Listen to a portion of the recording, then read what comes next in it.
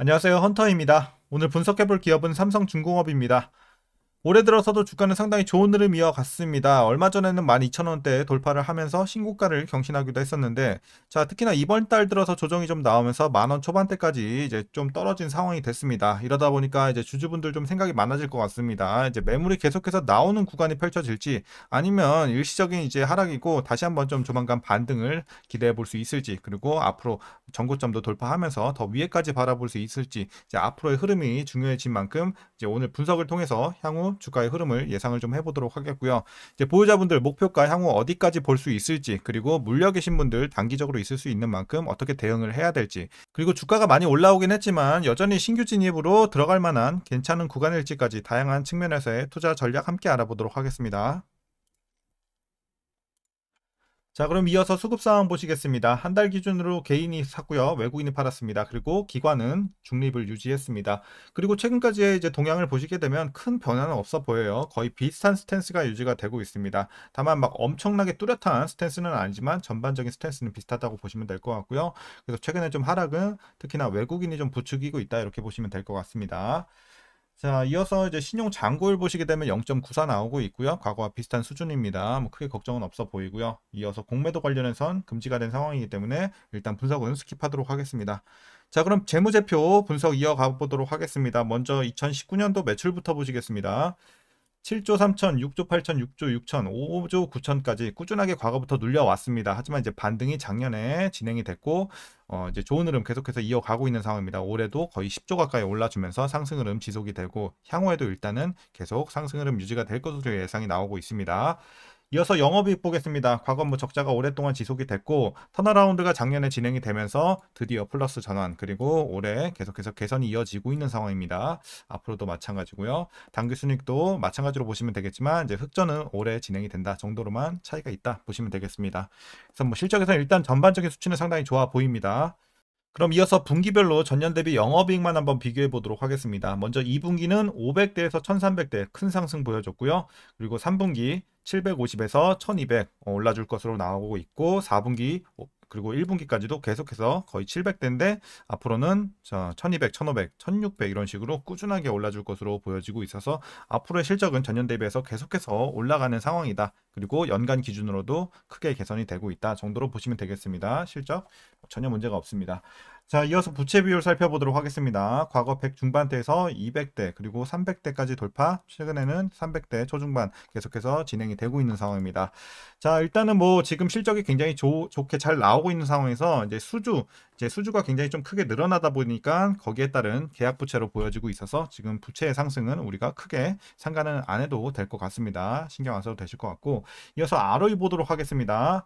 뭐 딱히 볼 게 없네요. 계속해서 순이익 적자를 기록을 하면서 빨간불이었고, 이제 일단 폭을 줄여 오면서 올해는 플러스로 전환을 했다. 그리고 내년부터 큰 상승 계속 기대가 되고 있다 정도로 보시면 되겠고요.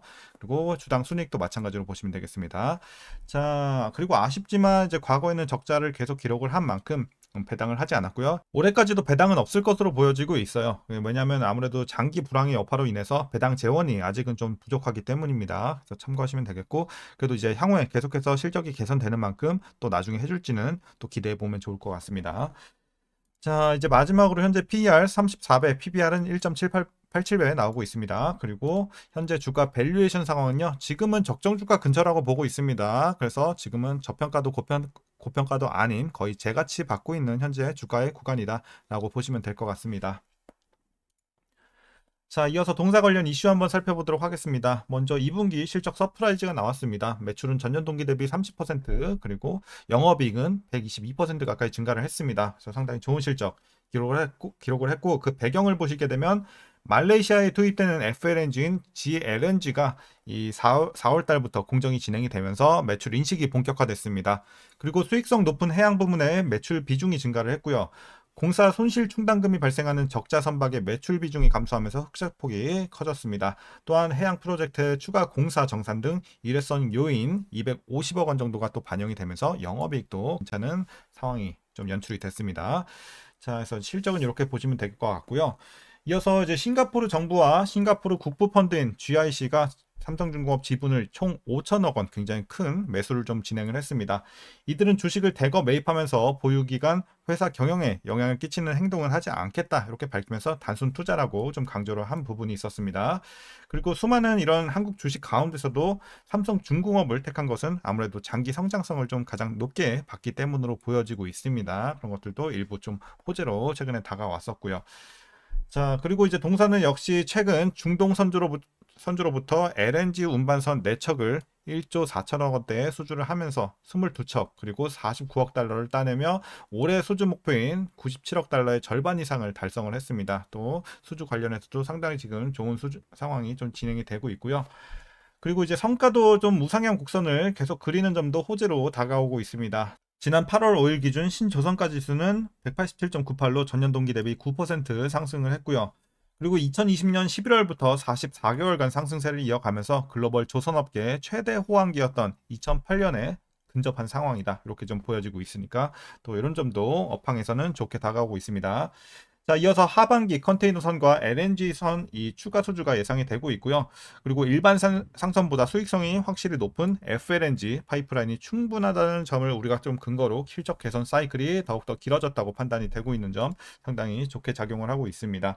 왜냐하면 이제 FLNG 같은 경우는 뭐 1년에 뭐 한두 대만 팔아도 엄청나게 실적이 뛰거든요. 그런 점을 우리가 좀 생각을 해봤을 때 굉장히 고수익이기 때문에 또 실적 개선을 우리가 향후에 좀 더 기대를 해보면 좋을 것 같고요.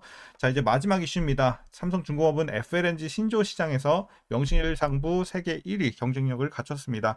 현재까지 전 세계에 발주된 FLNG 7기 가운데 5기를 수주를 하면서 71.5%의 시장 점유율을 기록 중에 있는데요.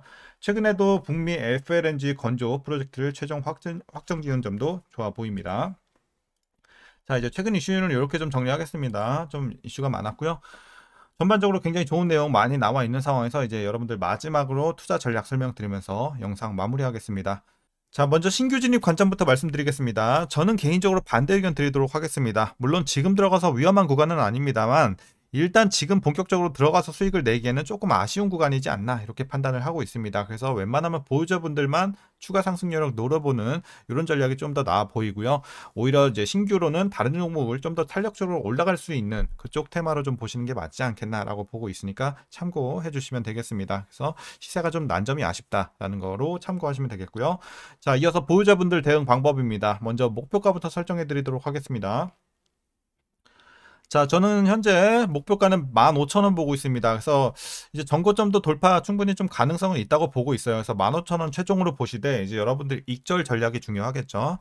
그래서 앞으로 익절을 어떻게 해 나가시냐면요. 제가 라인 하나만 드리도록 하겠습니다. 여기 11,000원. 자, 11,000원 라인 자 드렸고 여기에 도달시 주가가 올라오면서 11,000원 터치했을 때는 이때부터는 여러분들이 조금씩 분할로 매도를 해 나가시기 시작하시면 될 것 같습니다. 그래서 최종적으로는 15,000원에서 모두 털고 나오시는 전략 이렇게 좀 말씀드리도록 하겠습니다. 그래서 여러분들 매도 시점까지 이렇게 좀 제시를 해드렸고요. 이제 마지막으로 최근에 물려 계신 분들 대응 방법입니다. 뭐 많진 않겠지만 최근에 잘못 들어가신 분들은 일부 물려 계실 수 있을 것 같은데 일단 사실 지금 뭐 하락폭이 크지 않은 구간인 만큼 손실이 있다고 하더라도 고점에서 물리셨다고 하더라도 그냥 보유만 하셔도 충분할 것 같습니다. 그래서 향후에 여러분들이 본전에 탈출할 것인지는 일단 본전에 도달했을 때 상황 보고서 더 갈 것인지 한번 더 지켜보시면 좋을 것 같습니다. 하지만 지금 재료로서는 여전히 중장기적 성장 가능성은 좀 남아있다 이렇게 보여지고 있기 때문에 충분히 추가적인 상승 여력 여러분들 노려보시면 좋을 것 같습니다. 자, 오늘 전략 이렇게 정리하도록 하겠습니다. 오늘도 여러분들 고생들 많으셨고요. 영상이 유익하셨다면 구독과 좋아요도 한 번씩 부탁드리도록 하겠습니다. 자, 그럼 오늘도 시청해주셔서 감사합니다.